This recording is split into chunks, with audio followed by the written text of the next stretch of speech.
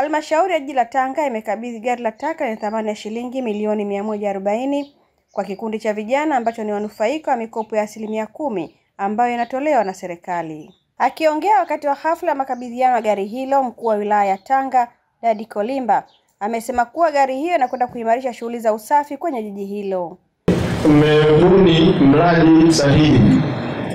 Kwa nini? Kwa sababu sasa hivi katika wilaya yetu ya Tanga na jiji la Tanga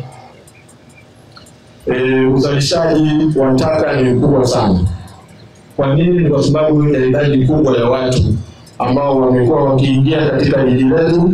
Kama mnavyofahamu, Mheshimiwa Rais amefanya uwekezaji mkubwa sana katika bandari yetu karibia bilioni 429.1 ambayo imefanya kuwe na idadi kubwa ya watu ambao wanaingia katika jiji letu la Tanga. Lakini uwekezaji mkubwa umefanyika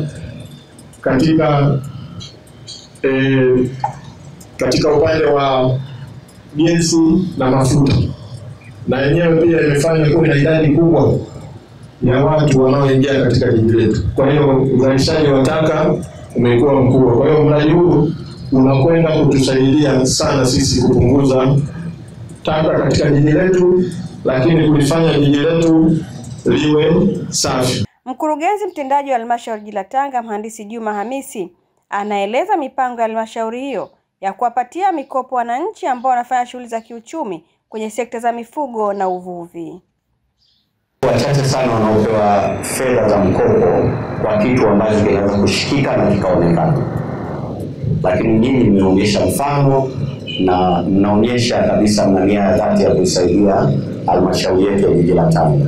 Na mimi kama mkurugenzi kupitia kamati yangu ya management tunawaahidi mkifanya vizuri ndani ya miezi mitatu tutawaongeza gari nyingine. Hatutaishia hapo tu, kama nilivyosema mkuu wa idara ya maendeleo ya jamii, tutaendelea pia kuangalia sekta zingine kama hizo sekta za uvuvi na mifugo. Ndugu mgeni rasmi, kikundi chetu tokea tulipokianzisha na kusajiliwa na mamlaka mbalimbali, zipo fursa kadhaa tulizonufaika nazo, iliyopelekea sio sisi tu wana kikundi kunufaika, bali pia tuliweza kutoa ajira mbalimbali kwa vijana wenzetu. Katika mwaka wa fedha 2024/25, halmashauri ya jiji la Tanga imefanikiwa kutoa mikopo ya 10% yenye thamani ya shilingi bilioni 4.6 kwa vikundi 452. Amina Omar, Daily News Digital.